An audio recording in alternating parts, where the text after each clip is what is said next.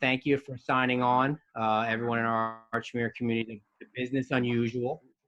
We were remiss if we didn't say we hope you and your families are all healthy. We're thankful to have you here tonight, and obviously look forward to someday in the near future seeing you in person as well. So God bless everybody. Thanks for signing on. I want to go over the format tonight before we introduce all of our guests.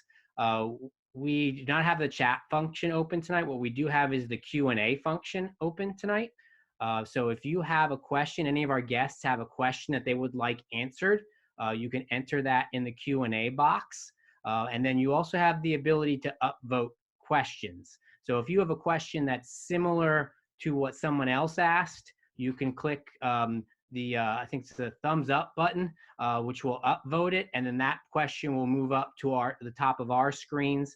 And we can ask that question of a panelist or some of our panelists. We have the questions that you asked in registration. There were certainly the themes of visits and demonstrated interest, testing, and I think our biggest theme was deferrals and gap years impacting future enrollment opportunities, which I guarantee we will get to, okay?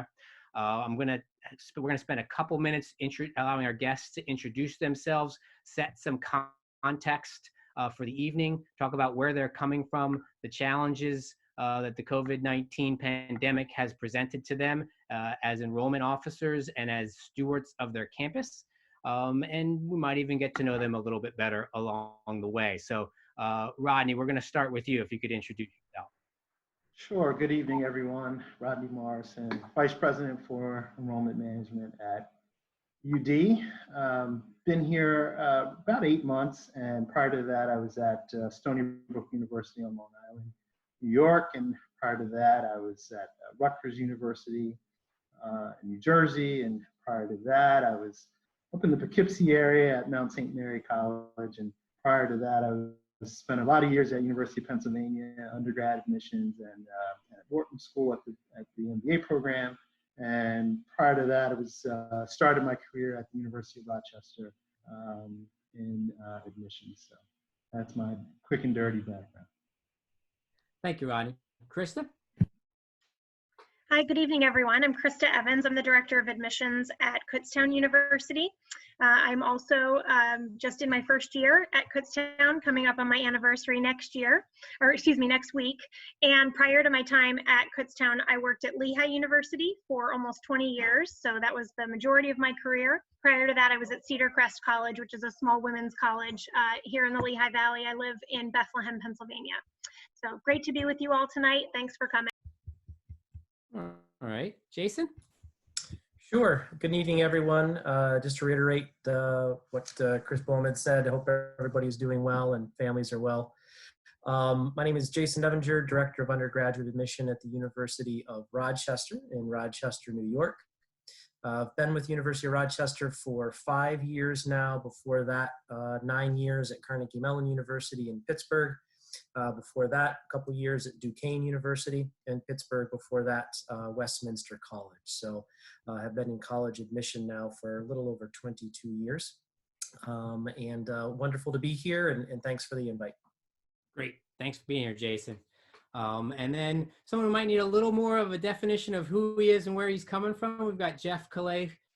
Jeff, thanks for joining up tonight. And could you take a second to explain your background? I can. Thanks, Chris. It's great to be part of this panel, and I do hope everyone's well. Thanks for joining us. I'm Jeff Kallay, Senior Vice President of a firm called R&L Render. R&L is a parent company that helps a lot of colleges and universities recruit students, student success, and then their fundraising.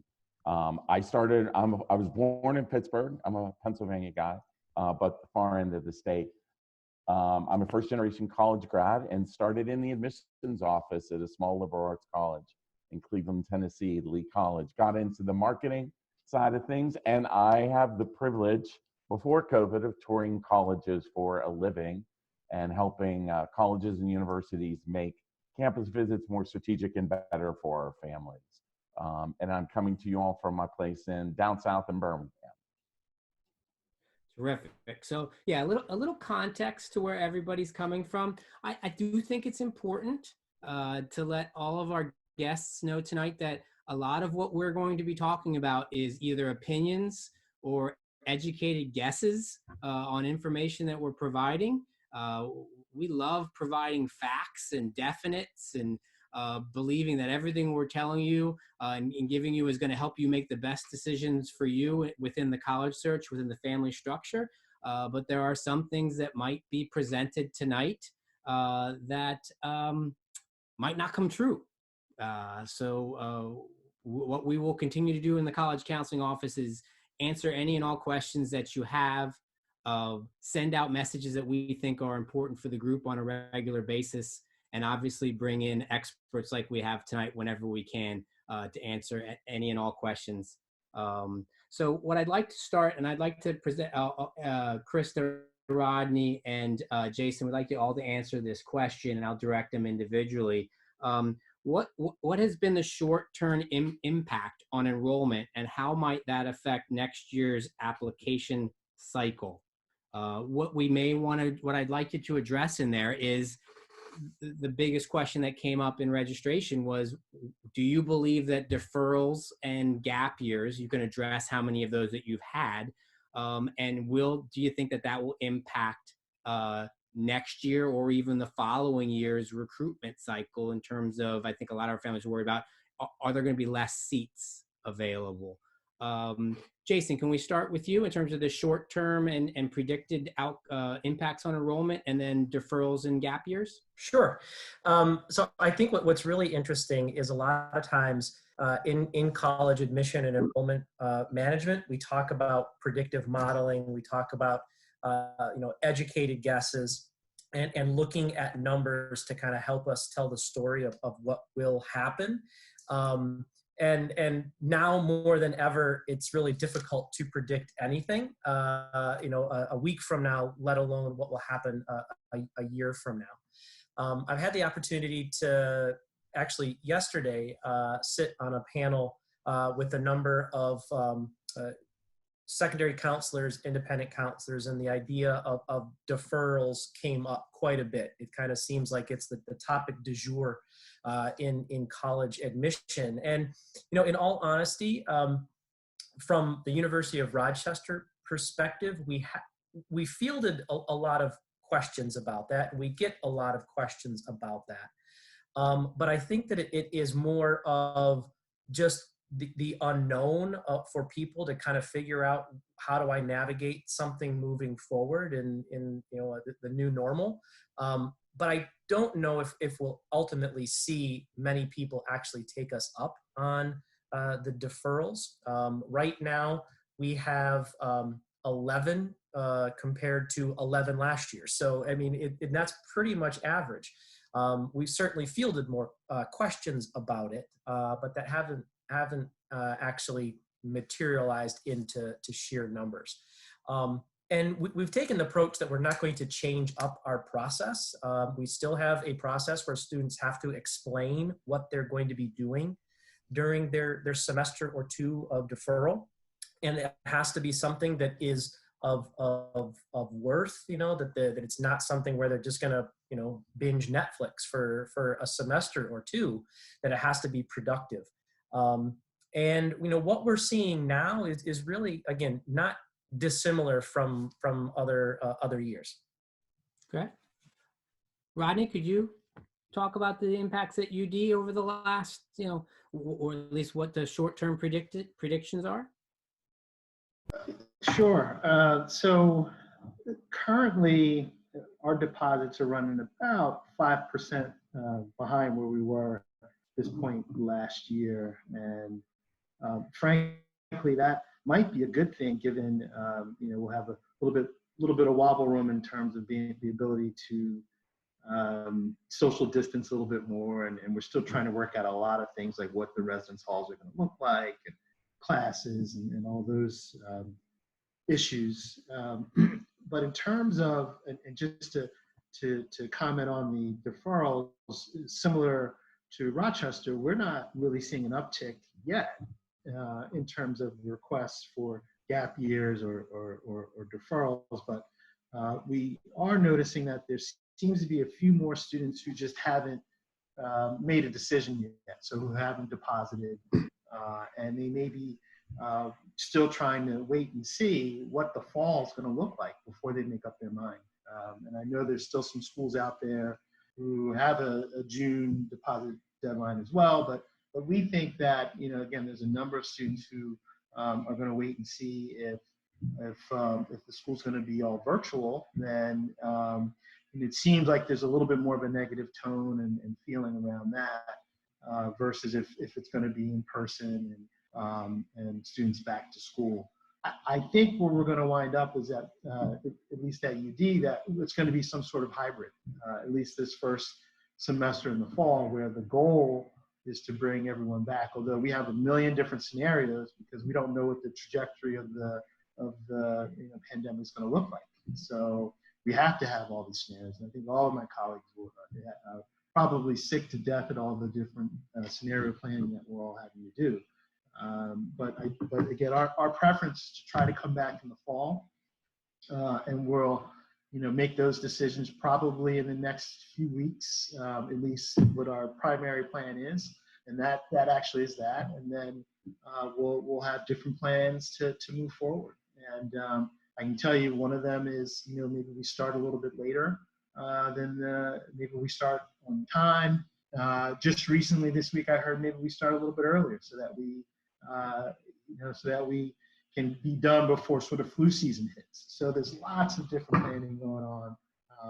I can't tell you where we're going to wind up yet. My crystal ball is not that good, but I can tell you, at least from a data perspective, right now, again, as I said, we're about 5% behind. We've been running that in terms of deposits, and that may not be a bad thing if that's where we wind up, but it could range. We could wind up 10% down. I think that if we have to go virtual for this coming year, it'd probably be greater than that. So it's a wait and see, I think, on many fronts. Thank you, Rodney. Krista? Sure. So I'll add a couple thoughts. We definitely have had a little bit of an uptick in requests for deferrals. I see in the question and answer, some folks are asking, can people wait until the last second? At least at Kutztown University, I can't speak on behalf of the entire panel, but yes, we're incredibly flexible. We operate on rolling admissions. We realize that students will potentially be waiting up until the last minute to make that decision. But the conversations we've been having, I've been having with my staff really surround if in fact we do go to a model where Kutztown is online, and we have not yet made that determination. It is absolutely our hope that we are on campus, and the chancellor of the entire PASHE, that is the entire PA state system, has said that we can be back on campus on August 22nd. So while that's our hope, we realize that there is the potential that we would go online. And if that's the case, that students change their mind, we're trying to have the conversation with students that if we are online, then likely many other institutions, including community colleges, other colleges and universities, will also be online. So we're trying to educate families that we're speaking with. If a student says, well, I think I'm just going to start at a community college. Well, now things change. Now the status of your application at Kutztown changes. Now you're no longer potentially considered a freshman. If you take 12 credits or more, now your status is going to change from freshman to a transfer student. Your scholarship packaging will change.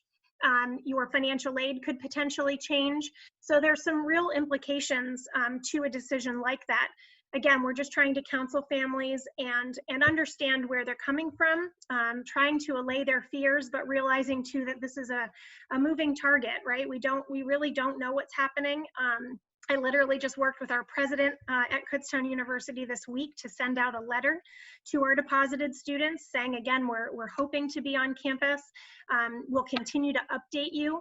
And among my staff, we've really had the conversation, realizing that students just want to hear something from us. And it might be that we don't know, but we're going to do our absolute best to communicate as much as we possibly can. And so I would encourage you, all of you that are on the call tonight, to just continue to check the website, continue to check for updates. In admissions and enrollment management, we as admissions professionals are watching the national dialogue on a daily basis. There are colleges that have come out, like Rodney mentioned, with changes to their academic calendar, schools that are changing their policies literally week by week. So we realize that we don't have all the answers just yet, but we're going to do everything that we can to communicate those updates out to our students as soon as we receive them. Thank you, everybody. And we do have a couple more deferring gap year questions popping up. I think it's important to address, there are schools generally have deadlines of when they'll allow a defer or a gap year program proposal to come in, right? And Mr. Nevinger at Rochester explained that very well. Even if schools push that deadline back, which is generally right around now, June 1, it's not like that spot's going to be, someone could delay their deferral and allow it in August. Let's say, Krista, you allow someone to defer in August. There's not going to be a person taking that person's spot. So you're just going to be -1, correct? So it's not going to be like, so that person comes in September of next year, you'll be at even, but you won't replace that person. So I think what's important for our junior families to understand is, I think in 99.9% of the cases, our schools are going to be under-enrolled rather than over-enrolled, in which case the deferrals and these that are being rumored, the deferrals and the gap years, are almost never going to negatively impact our students who are going through this process in the future. And I'm going to open it up just to see if anybody wants to present anything different in terms of a different opinion or even a different twist to what I just said. It could be a free-for-all, but I'm going to open it up to all of you to present anything that you would have contrary or in addition to that statement. I'll jump in, and it's certainly not contrary, but I think the other piece that sometimes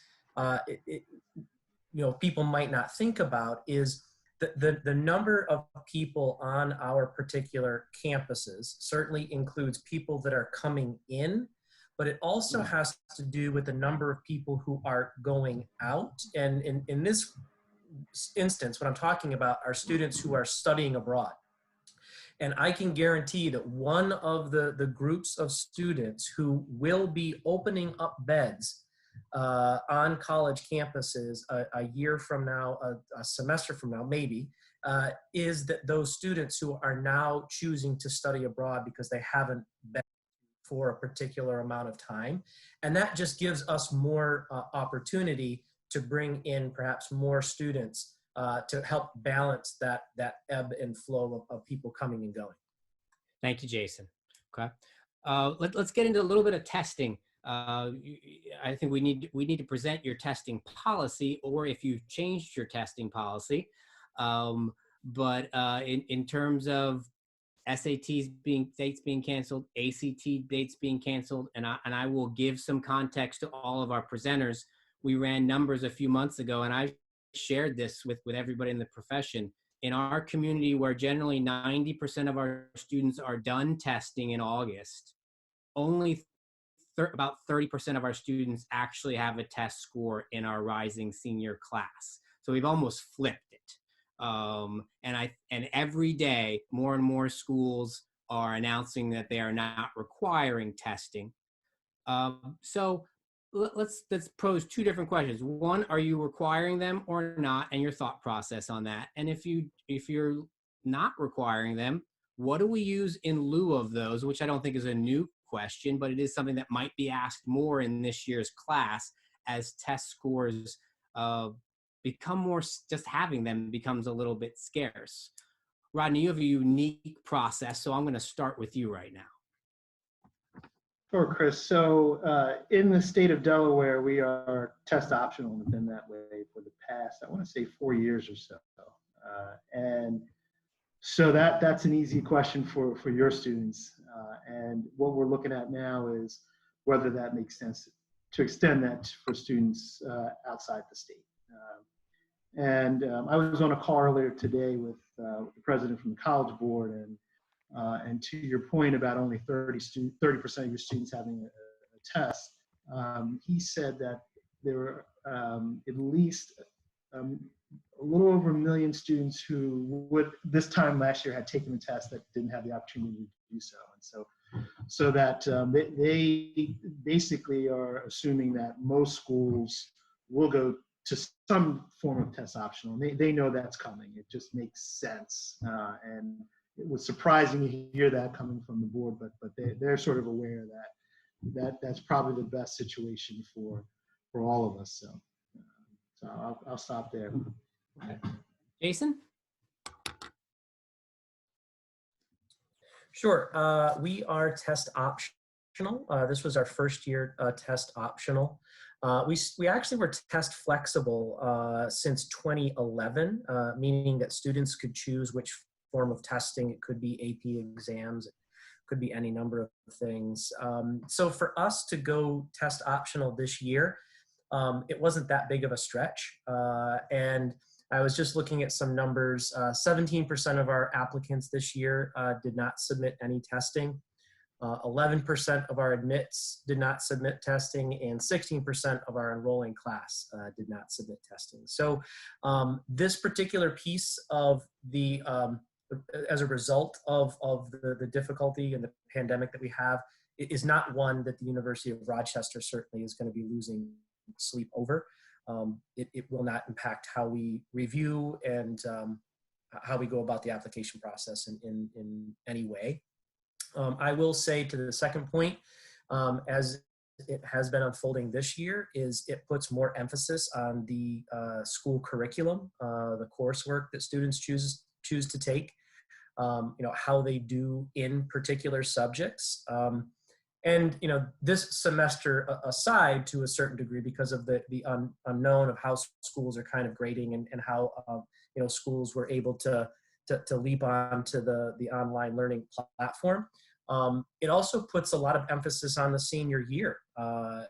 Even maybe more so than what had been, because you just need more academic experiences to kind of take a look at for a particular student. Thank you, Jason. Krista?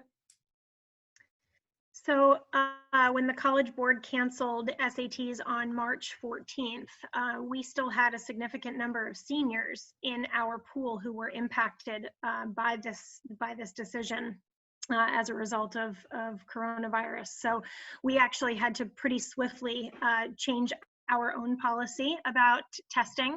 And so we did decide to go test optional for students who had a GPA of 3.2 or higher.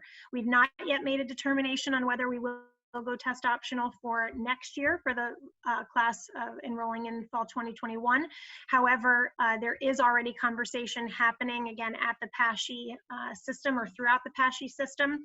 And I do know that there are some schools that are going down that road. So I'm hopeful. I'm hopeful that I will be able to announce that that's our policy coming up in the next few months. I definitely plan to have that conversation with our president and with our cabinet at Kutztown on what that could look like. Obviously, there's implications for merit scholarships and other implications, obviously, for admission.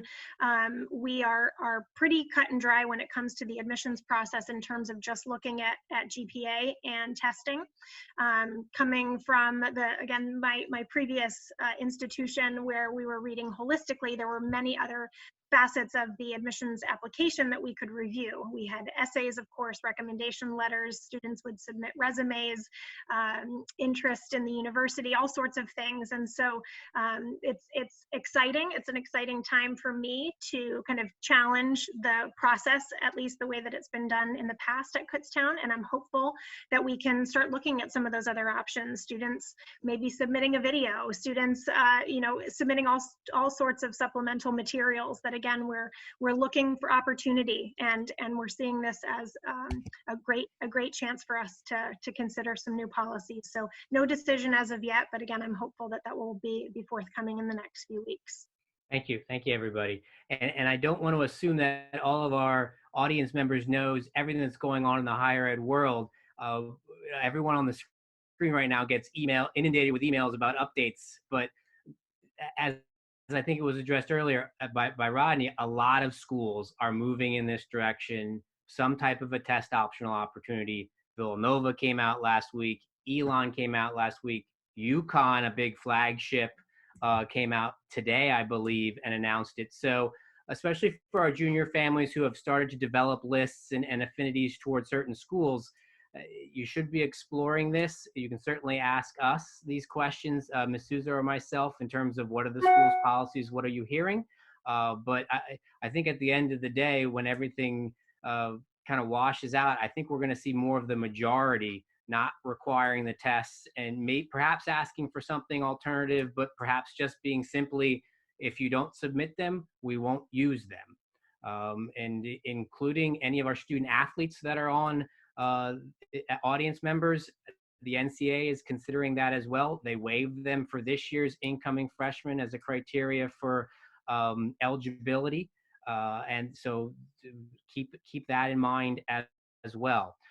We're going to get Mr. Kallay involved now and it was a nice segue, Krista. You talked a little bit about your former employer using interest as potentially part of the decision-making process. So no one's been able to visit campuses, at least legally, over the last couple of months, right, Jeff? Well, yeah, but a lot of parents don't want to go visit. Jeff, I'd like to get your opinion on how our families can make the most out of the virtual visit, perhaps information sessions and website in terms of finding out as much as possible with the school, but also I think all of our students know what the term demonstrated interest means. I would assume many of our parents do as well, but we'd love to get your opinion on making the most out of the virtual exploration mode that we're in right now. Great. Again, thanks for having me and for fielding me this question. Virtual isn't a term I've come to love, Mr. Boehm. Kind of wore me out. I like the term remote because I like to think, virtual happens in a computer, binary ones and zeros, and campuses are real places. So we're just going to have remote campus visits and remote events since we're all real people, but I'm up on a soap opera there. So, I love what I do. I tour colleges for a living. And the best part of that is when I get to do workshops with ambassadors and tour guides, because they're the experts on the place and they're also the best and brightest. And I've taken a lot of campus tours over my career being a campus visit consultant. And here's what I've learned with this remote and virtual world, except for the sense of smell, right? You can't smell the coffee house. You can't smell the dining hall. You can't smell the laundry going on in the residence halls or the stinky residence halls, and in some cases, really, and you can't take a taste of campus, right? Except for that, everything is pretty much being offered and for the online experience, right? You can still get a sense of the true and authentic of that place if you do your homework and you work with your son and daughter in tandem with that too. And so I think the best advice I can give you all for your virtual visit, your remote visit experiences is your own values at Archmere. And I'm going to kind of break them down this way. Is you go into this with your son or daughter. And I know many of you have students that you've gone through this process before. I think first and foremost, reverence and wisdom into this. Know your child, know yourself, know your truth, know that place where you're going to thrive, where your son or daughter is going to thrive, and really look for that place. And then I would say, it's about respect. Be cool. Let me get on a soapbox here. Cut all these schools some slack, right?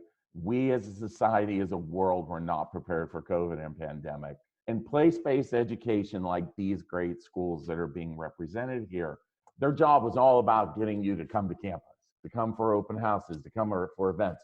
And their job was to go out to your campus, right? And to other high school campuses, and to go to college fairs, And a month before May 1, the dominoes fell. And all of these folks and the rest of higher ed has really scrambled to try to get content up online for you all. It might not be perfect, right? And so cut some slack here. They're working really hard to get events up to update their campus tours within limited resources and limited time. So what you see might not be perfect, but a lot of schools are coming up with really great events. They're coming up with really great online or recorded info sessions, and many are updating their campus tour. And just like a regular campus tour, every school's got a dining hall, every school's got a library, every school's got a science lab. You really want to get into the heart of the place or the community of the place, right? So I think that means don't just go to the .edu. Just don't go to the school's website. Look at social media of current students. Look at social media of alumni. Study that school on LinkedIn. There's so much information about that school that you can learn about the community of the place. Yes, do the virtual visits that are being offered by the colleges or universities, but really own it and do some research of your own. And lastly, zeal. Again, you and your child have to own this process. Schools are going to do their very best in this, but you should feel comfortable to sit down and participate in the event with them, to take a virtual tour on your own, to sit in an information session with them, to reach out to all these folks. You know, they're all remote now too, and they used to be in an office. And higher ed really wasn't a place that worked from home. So they're really trying, but I think now schools are really trying to look at this to facilitate those connections that you want, that, you know, reach out to all the admissions staffs, to your counselors. And if you want to talk to a coach, if there's a faculty member in an area, make that request. A lot of schools are also trying to bring their ambassadors online to participate, but in some schools, that's a paid position and it got into budgets. And some schools, it's a volunteer. And it's just as your child is in that online world at Archmere, these ambassadors are online too. So I think the best thing you can do is follow your own current, your own values at Archmere towards this virtual, and you're going to learn something along the way. Thanks, Jeff. I'm going to push this over toward Krista, because like many of now we also have students on the webinar as well, but like many of we probably have a majority of parents. Krista's the parent of a high school junior, rising senior. So she's, as am I. I've shared that with our family several times. So we're going through the college search in a way that we didn't expect to. So Krista, as a director of admission and as a mother, you know, how have you been handling virtual visits, and what type of advice do you have for our guests? So Jeff's advice was incredibly helpful. I'm taking copious notes. So thanks, Jeff. Wearing different hats. So yes, we've done some virtual visits already. We've taken some virtual tours. There's lots of them out there. Some are better than others. Some presenters are better than others, but I think, you know, my best advice is to circle back. Like Jeff said, to cut us some slack. We tried at Kutztown, well, we worked feverishly, just like everyone else, to get everything in a virtual remote environment. We have tours going via Instagram. We have things on social media, campaigns running constantly to try and engage students. So as a mom, yes, I'm worried about testing. My son was registered for the March 14th SAT and is one of those that does not have SAT scores now. He only has a PSAT score. So, but we're taking deep breaths. You know, I'm taking a deep breath, and we've had this conversation. You know, of course, we talk about college in different contexts, different ways, sometimes around the dinner table, sometimes it might just be on a Sunday night. Sometimes it's not for 2 straight weeks where we just say, you know what, we need a break from it, and we don't really want to talk about it, and that's okay too. There's still a lot of time left. And so I think I try to remind myself to breathe. What my funny story, I guess, that I like to share about my experience with my son is that when he was a sophomore, I actually did take him on an open house. It was his very first event. My son is about 6'1", so really towers over me at 5'5". And we went to an open house, and at one point in the program, everyone was together, and then they quickly split the parents from the students. And my son wanted to stay right by my side. He wanted no part of going off with other students. He wasn't ready for it. And so it was a very quick wake-up call to me that was my agenda, and I was clearly pushing my agenda on him. And so I share that story because I think students are on top of coronavirus and all of the uncertainties. There are some students who are in different places, and my son as a sophomore was not ready to take on this college search yet. Now he's ready, and now he's invested, and now we can do some of those things that Jeff mentioned together. We can sit for an information session together. We can take a virtual tour together. But it's not about me, it's about him, and I have to give him room to breathe as well. I think we need to remember the parents that are on the as audience members say that our students are online most of the day, sometimes required, sometimes because they want to be, and then asking them to do a college visit, we have to tread lightly. I purposely did not talk any college with my daughter for the last 2 days because I felt like I was pushing, and that's my world again. But at the same time, I think we need to look at this as an opportunity. Everyone has equal opportunity to visit any campus in the world as long as they have internet access and get the same visit experience as if they were in California or in Delaware or in Pennsylvania or in Texas. This is an opportunity to look at anything and really connect. We had a lot of demonstrated interest questions in registration. If you registered for an online visit or information session, you showed interest, you learned something about the college, and we've talked about this in our seminar class, you will then be able to present back to the college in your essays and interviews why you're a good fit. That will be part of demonstrated interest. It's a give and take. I would also say that everyone on your campuses is more accessible than they've ever been. People are responding to emails quickly. They're working extended hours. Professors are available sometimes for questions because again, our friends on college campuses are scrambling to give you as much information as possible because they're worried about their marketplace. I talked to the visit coordinator at Bucknell yesterday, and she said, Chris, we're having information sessions at 7 o'clock at night for our California students. And we're having student chats run by students all hours of the day, and we're just unleashing that and allowing students to talk to students, which we would have never done. We would have never relinquished that type of control in the past.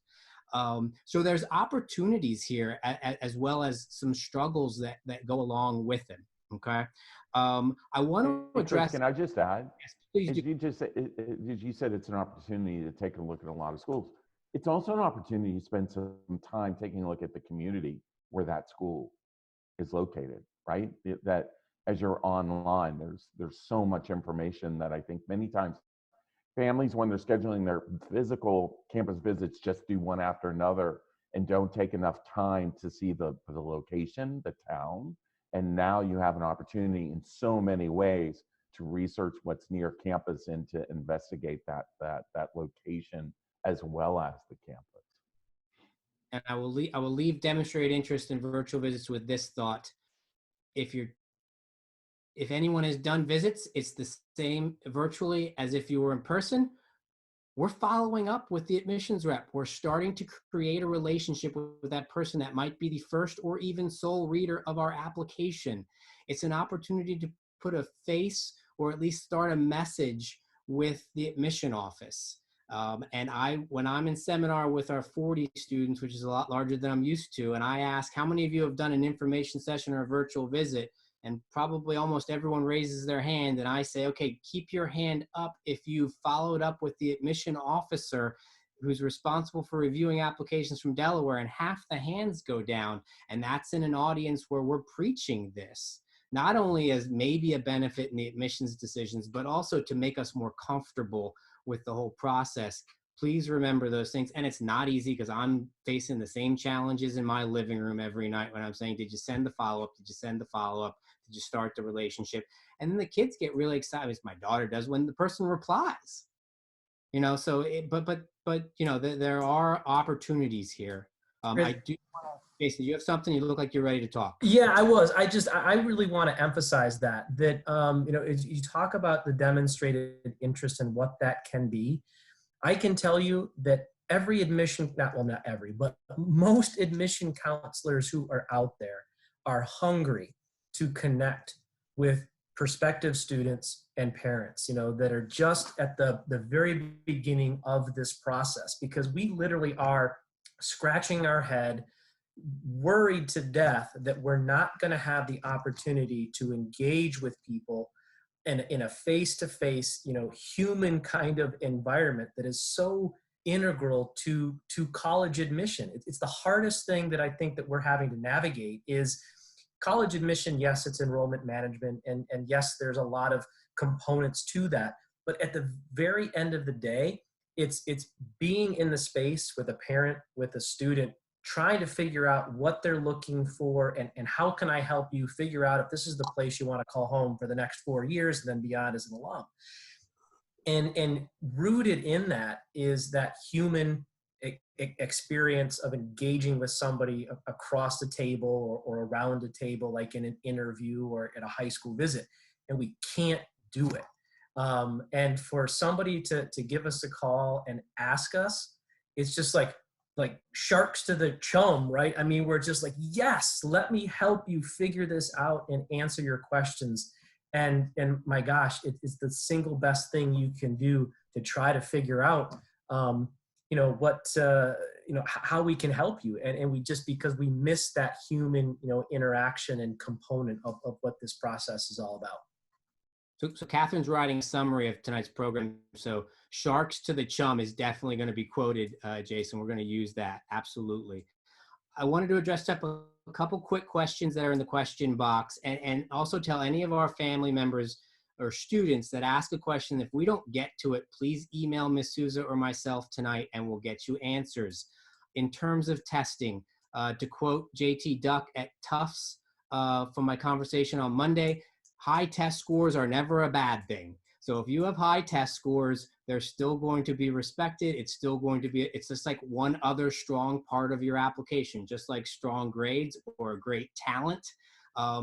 It's a wonderful piece of your application. It will not be ignored just because other people are not presenting test scores. Someone asked, and someone doubled up on it in terms of sophomores or when should we start testing. We'll have plenty of communications out about when we would recommend you start testing.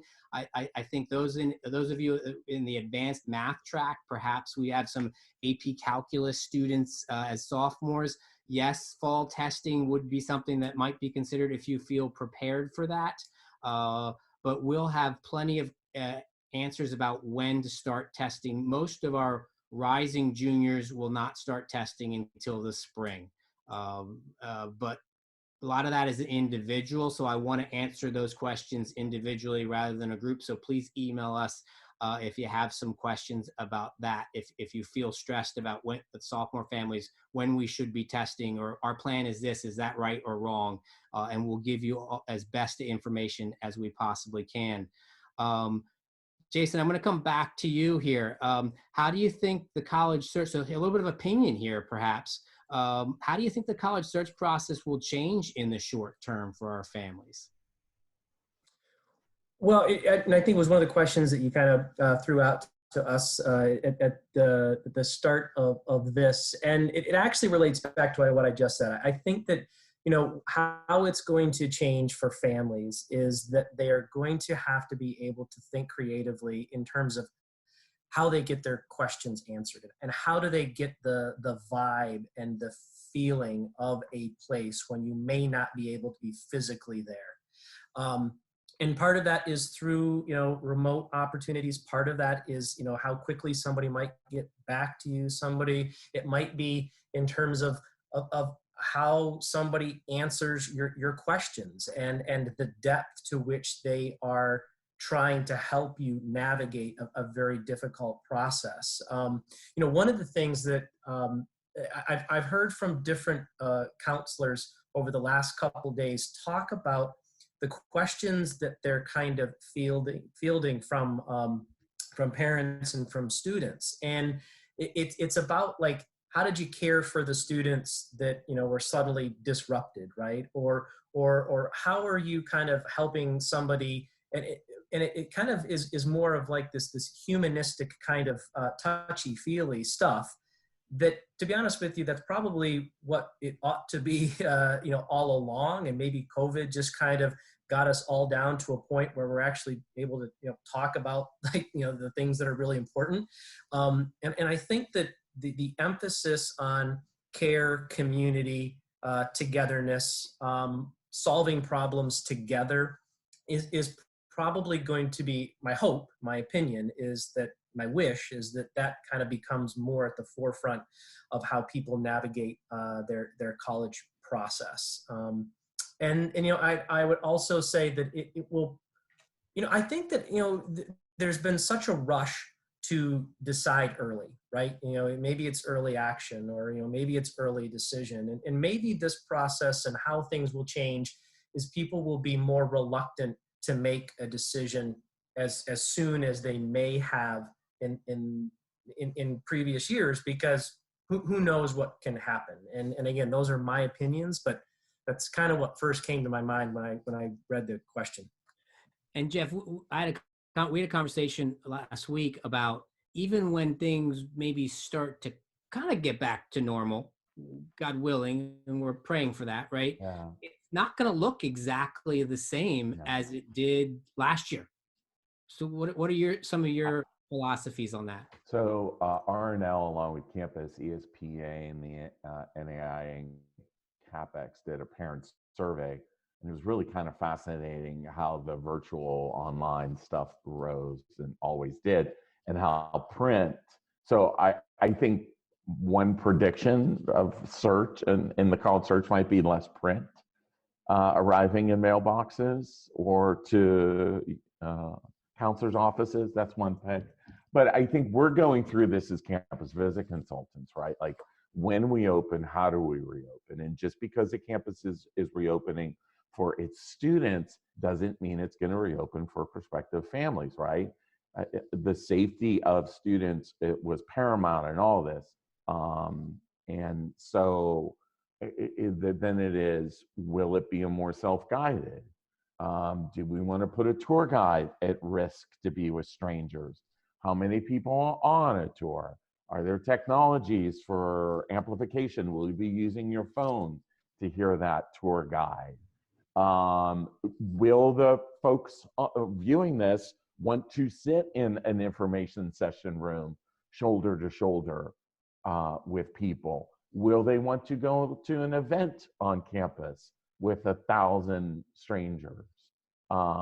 So I think to the scenarios everyone's working through, everyone wants to show their campus to visitors, but everyone is still, as I think either Rodney or Jason said, this is changing every day, as it is for everyone. So the campus visit of the past is not going to be the same campus visit for the first 1 or 2 years back. And I think, you know, everything I read says this is all about a vaccine. But until that happens, don't expect the campus visit of the past. And we're trying to figure out all the scenarios and help clients adapt for that new visit. Okay. Did that answer your question? It did. It's going to be different. And it's going to be different. A bigger investment from our families. And probably some understanding too, because I know our colleges want to take care of their guests, but they might not be able to hold hands as much as they do. I think you're going to have more of a self-guided option, right? Maybe using a device or just using old-fashioned print. I think we're going to help our clients implement more student panels as part of the daily visit experience, you know, with Distant, to get those questions up there, and maybe have student-led tours, but not going in a lot of buildings. I don't think any parent who is paying room and board fees is going to want visitors going into those. Although all prospective families want to see real rooms, right? Well, now that's not, and we've been pushing for that.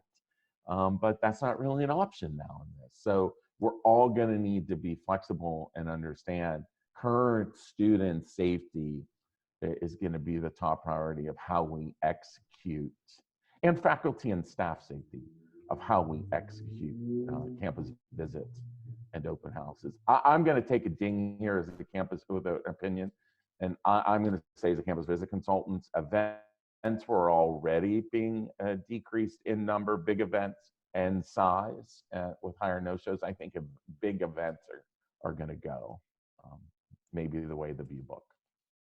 Yeah, I would just echo that. And in Delaware, you know, at UD, we're talking about, you know, not having any classes over 25 students live.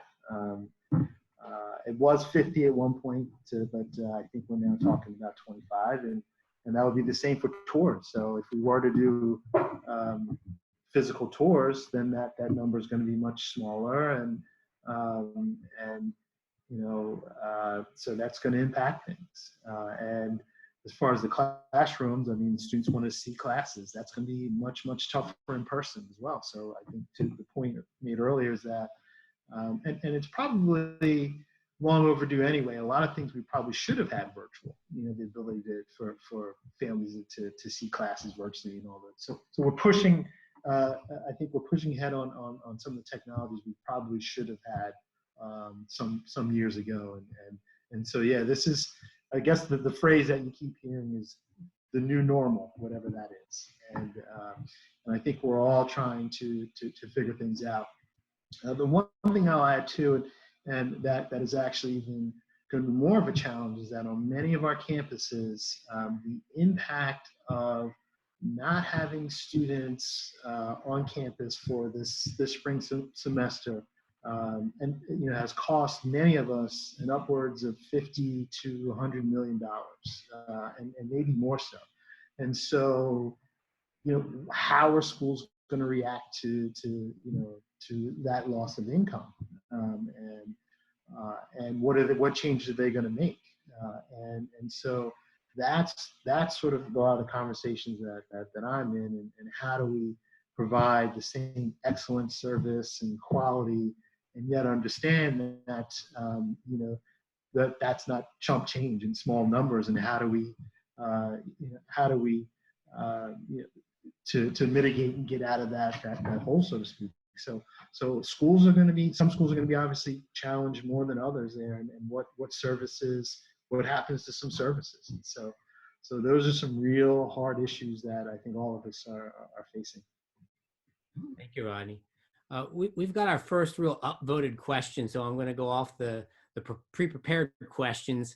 And this was something that had come up, and we're going to be talking about this in our next seminar class, but I'd like to get our guests' opinions on this, and maybe we'll fill in with some additional ones. But the question is basically, hey, lost opportunities this summer in terms of live. Perhaps all of our summer jobs might be canceled. Our volunteer opportunities might not be possible, at least yet. You know, what can we do to replace those lost experiences? What are things how can we think creatively about what maybe we can do? And again, just like visits, are there any opportunities here to make this somewhat of a positive, at least? So I'm going to risk opening it up to anybody who wants to jump at this question. Hopefully we're not talking over each other, but who would like to take a stab at making some recommendations for students to think about once our classes are over next week? Ooh. I mean, there's no playbook, right? There's no formula for what you should or shouldn't do here. And I think the big takeaway is, I don't think any of us on the higher ed side, and as we're reviewing applications and making decisions, we're going to hold that against students, right? I mean, I think we're already trying to evaluate students in the context of what their availabilities are, and so and we're all going through the same thing and so we know that you're not going to be able. It's highly unlikely that students are going to have the same opportunities, whether it's volunteer work, whether it's job. I mean, that we all know that. We're all going through it. My kids would probably love to do some of those things as well. And so I see it every day. And so from an evaluation perspective, I would say that families, you don't have to worry as much about that aspect. And I think it almost gives you more of an opportunity to say, well, given what you can do, if there's anything you can do, that's a plus. And don't worry again about the value. How does this look to admissions? And just a quick story. When I was working at another institution, there was a student, and he was very strategic about all of his activities and clubs, and had everything checked, all the boxes. And then in his senior year, he did not have any activities at all that he listed, and the student wasn't going to be admitted. And then somehow we found out that the reason why the student didn't do any activities was because his best friend was in a car accident, and he decided to after school go home and help. Sort of help tutor his best friend. And he didn't think that was worthy of going on an application because it wasn't like something that admissions folks would want to know about and those sort of things. And so hearing about that story changed everything. And so again, it's not about what you do, or it's not about sort of checking a box or saying, I want to do this. It's what matters to you, what matters, and whatever that might be, right? And so you're not going to be able to do the same things, but given what your passions and interests are, is there anything? Does it mean more reading? Does it mean more research? Does it mean all those sort of things? Does it mean reaching out to a university and trying to connect with the faculty? I don't know. I mean, I'm making stuff up now, but it's about, we want to know, are you, if you have a passion, are you trying to work toward that in some way, shape, or form? But I think keep in mind, again, it's you have there's no expectations, I would say, for this summer. So expectations are. And some of the suggestions, and we'll be talking about juniors. We'll be talking about this in seminar class next week. Another opportunity is everyone's classes are online this summer. So if you would like to add to your confidence boost and take a college course, or show that you're ready, a college admission officer, you're ready to do college level work, or there's a class that Archmere doesn't offer that you would love to take, this is an opportunity. Many colleges and universities will allow high school students to take courses a lot of times at a discount. So there is that opportunity if you would want to. Most colleges have summer programs. A lot of them have moved virtual, which isn't ideal, but most of them are a lot less expensive now and have a higher volume opportunity, which is more ideal. And we also go back, I think Rodney captured it really well. What do you value? What's important to you?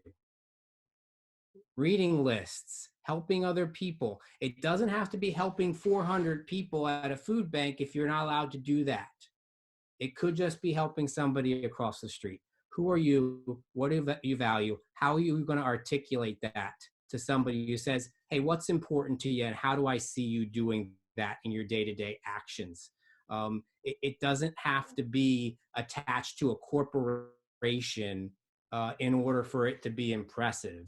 I think it's impressive because of the impact that it has on you as a student and how you can articulate that in writing and verbally. That will have an impact on your application, because everyone on this screen wants to know, what type of a community member am I going to get on my campus? And what if I don't give them a playbook?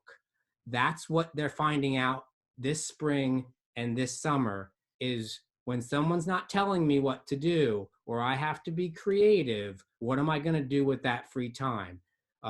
And you're going to have to think about it. And we can have conversations about this individually, and we'll have conversations about it in class. But Rodney, thanks for getting the ball rolling on that. We're going to try and go about 15 more minutes. So I set the expectation here. I don't want to infringe on our panelists' time too much. I want to go through a couple things that were questions that I think pretty much everyone will have in terms of application reads in the future. So I'm going to throw 3 scenarios out there, and I'm going to ask you each to address them to see if we have any differences, because when we ask questions of colleges, sometimes we get different answers. Archmere stayed with grades. Many schools are going pass fail. I'll take the negative point of view on this. Are our students being negatively impacted because we're going to have grades and someone else might just have a P? Okay. The other application question we've got is, I was going to play baseball, or I was going to be in the musical, or I was going to do this spring or summer is not happening anymore. Should I still list that on my application in terms of kind of, I guess, best practices? Okay. As a good presenter, I should have all of them remembered, but I don't have my last one. No, that was about it. Those 2 things I think are really important, especially for our juniors. But I fielded a question from a sophomore parent today who asked about, well, Archmere didn't go pass fail. Are we going to be at a disadvantage because of that? So pass fail and lost opportunity, should they be on the application? Krista, we haven't heard from you for a while. Sure. So I'll add immediately. My husband's a high school teacher. He teaches AP government. He teaches criminal justice. He teaches a law class.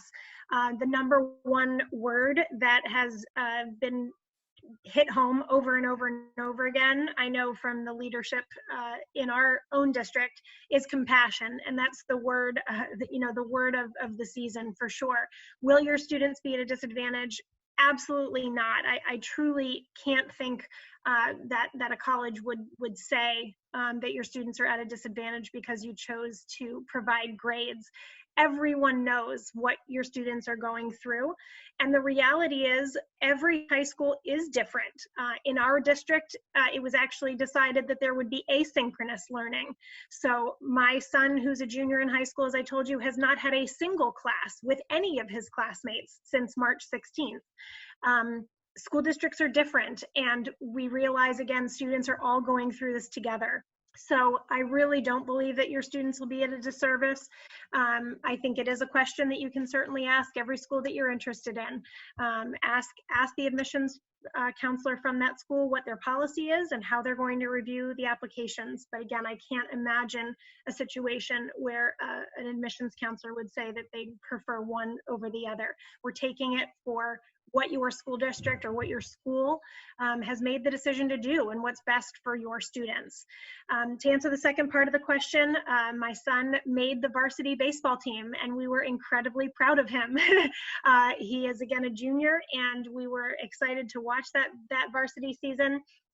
He will absolutely be adding that with something in parentheses that says, unfortunately, the season was canceled due to coronavirus. That is absolutely an accomplishment that we are proud of.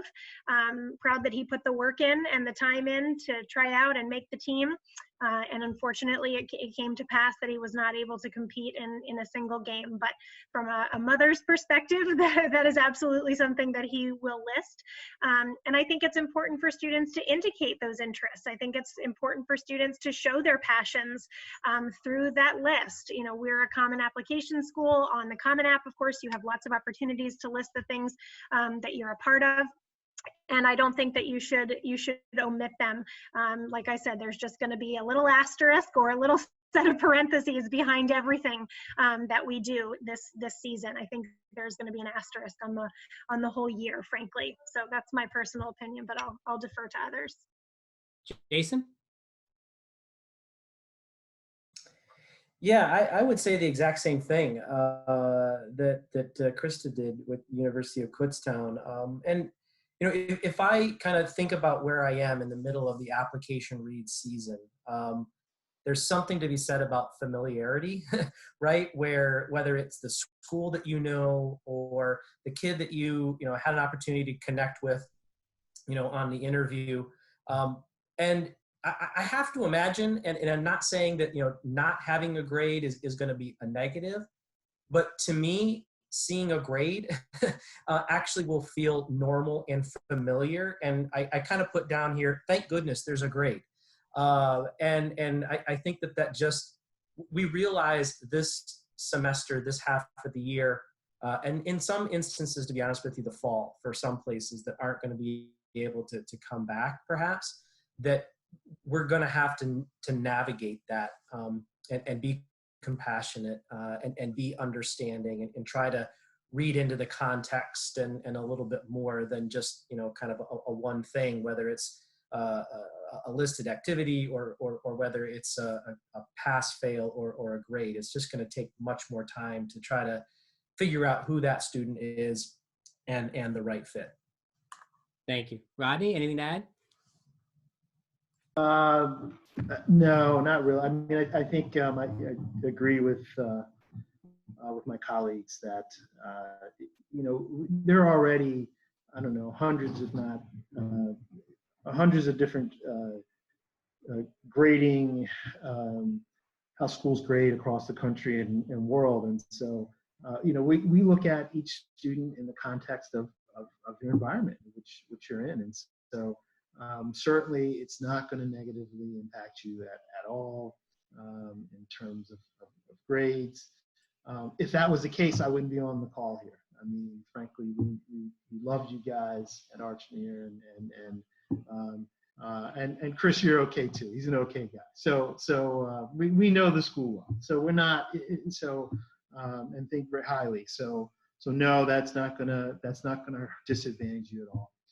In terms of and I agree in terms of extracurricular activities, if there are things that you were going to do, absolutely put it on. Now, I would be honest, you want to be as honest and forthright as possible. So try not to embellish there, because we don't want to. You never want to get called out on that. But no, nothing else to add there. Thanks. And I think it's important for our families to understand that we send with every application that goes out, we send our college profile out. So Rodney and his staff know Archmere really well. But if an application is going to a school that doesn't know Archmere as well, they will get a college profile which lists all of our stats and classes that we offer and everything like that. But this year, specifically, it will list how we handled the last 2.5 months of the semester. And that we offer grades and that we were online since day one and that we had a synchronous learning experience. So a reader will understand that Archmere stayed as rigorous as it always has, and the expectations stayed high and our students lived up to those expectations. Over the last 2 weeks, Archmere students have taken, in a different format, about 900 some odd AP tests. I would like to know from each of you if you're handling and providing the same credit for those tests that were delivered in a different method, or if you're adapting your policies at all, or if you just haven't decided yet. I assume that could be the case as well. Rodney, we'll start with you. Sure.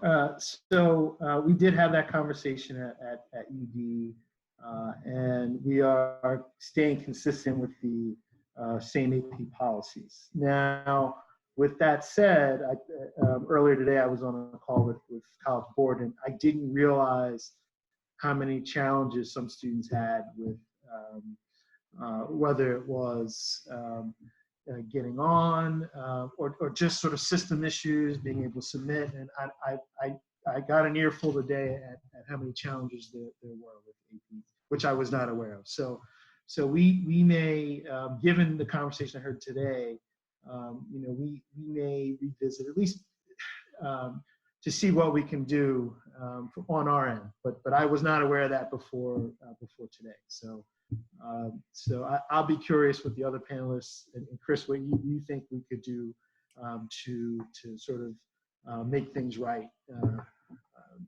for students who did spend a lot of time stressing out and taking those exams. And my daughter was one of them as well. So, and she said it didn't go as well. She had hope. So I got an earful today and at home. Krista? Yeah, we have not changed our policy at all. There's still, I think, probably continued conversations that we'll have. But as of right now, staying the same. Okay. Thank you. Jason? Same. So every year, it is the faculty who kind of decide from year to year what they agree can come in for either credit or placement. And the directive was that they couldn't change up their policies based off of changes to the AP this year. What I think students may see in some instances is maybe departments maybe having, and I don't know this for fact, but some of the conversation, especially as it revolves around math, is perhaps having more placement exams to make sure that students are being placed in the most appropriate level of math to ensure success. And so you might see more of that, but the credit component has not changed. Thank you. I've heard that from a few schools, Jason, that you'll get credit, but we want to make sure you're in the right classes. So we might be doing some more testing upon arrival to make sure we've properly placed you, specifically in engineering type programs. Yeah, and to be honest with you, I think that is what the AP process ought to be to begin with, right? It's not trying to kind of get ahead. It's trying to kind of prepare you for the best opportunity for success, right?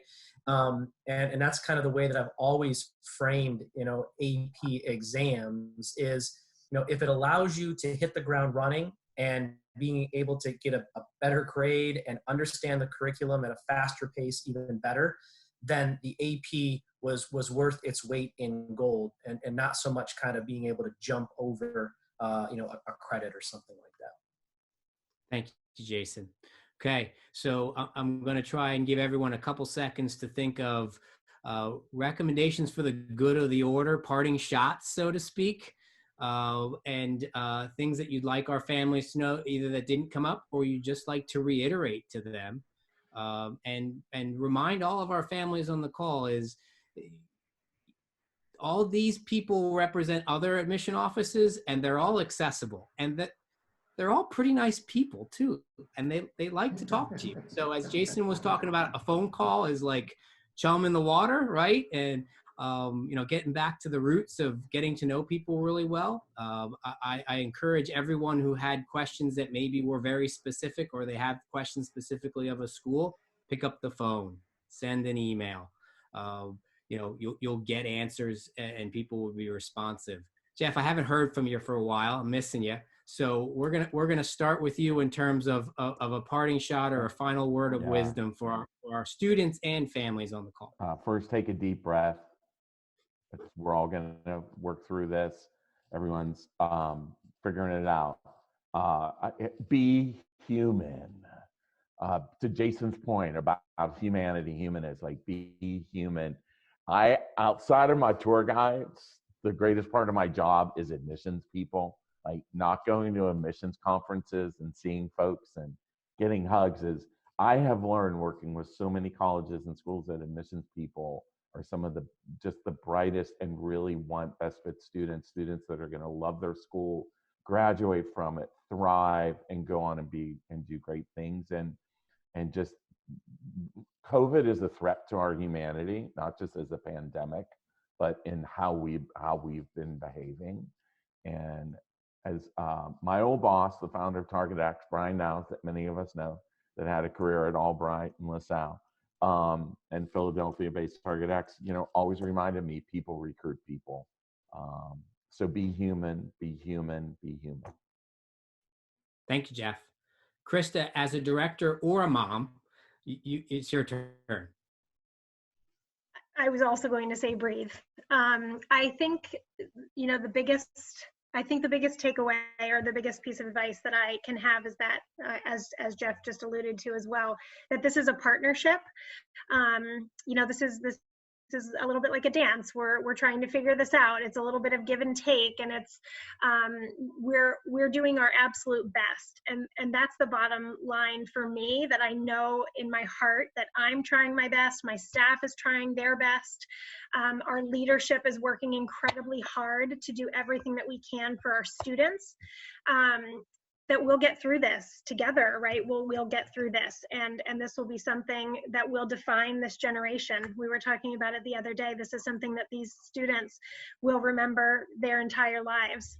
And so I would just, again, let you know that we're here to help, and that we do want your son and daughter or daughter to find the right place, to find that right fit. It might be a little challenging this year. It might be a little bit different, but to not be afraid of it. Don't be scared. Don't be stressed and worried. There's just no sense to hold on to all of that. We're here in this together, and we're here to help each other. So please do ask questions. Please contact us if we can help in any way. As I said, there will be a little asterisk on this entire year, but that you will land somewhere, and you will be happy. Thank you, Krista. Rodney? Yeah, it's the same advice I've been given for close to 30 years. I can't believe I'm saying that. This is a marathon. It is not a sprint. And so it really is about taking the time out to do your research and put the best application you can together that reflects who you are as a student, and your family can read it and say, "Yup, that's you." And so taking the time again to learn about yourself, learn about your needs and wants, and trying to find a match, trying to find the right culture and fit for you.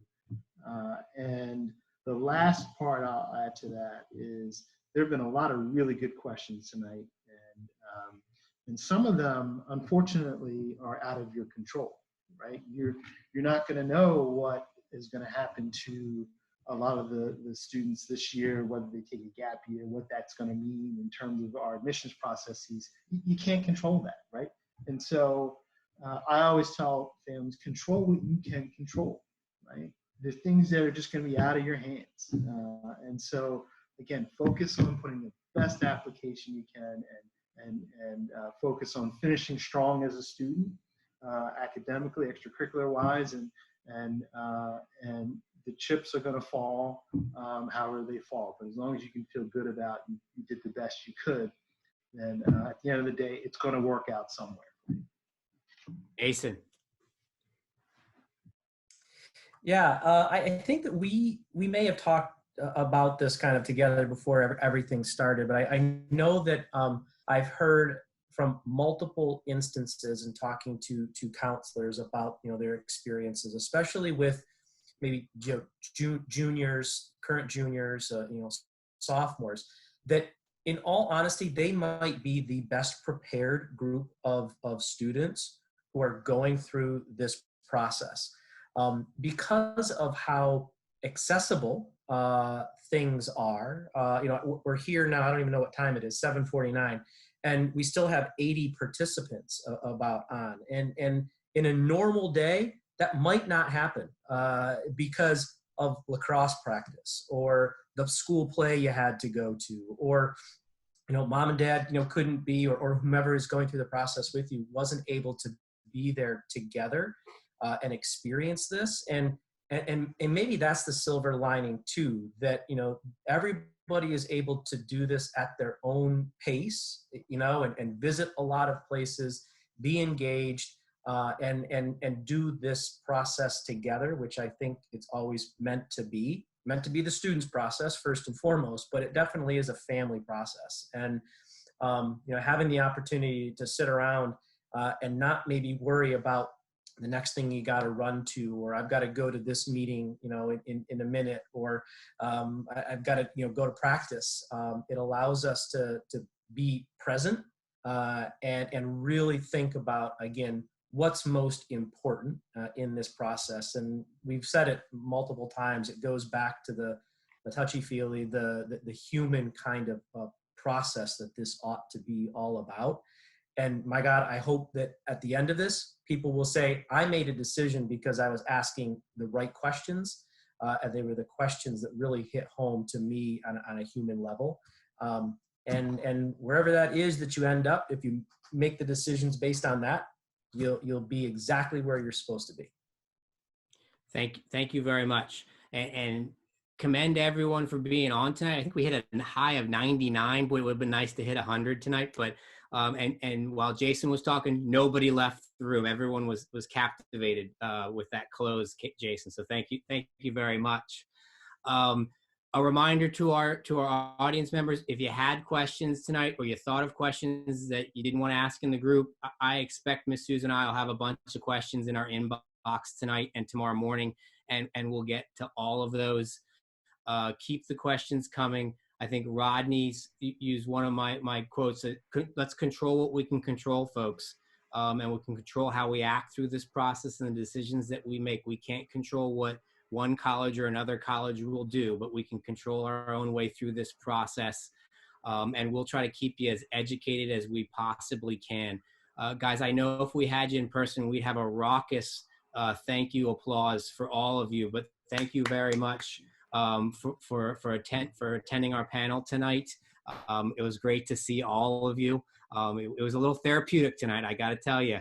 We had some good laughs tonight, especially seeing friends. So again, panelists, thank you very much. Audience members, thank you for attending. Please follow up with questions either with Ms. Souza and myself or our panelists. I know they will be happy to answer your questions as well.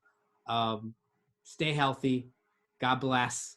And I just really can't wait to see all of you, our panelists and our participants, in person again someday soon.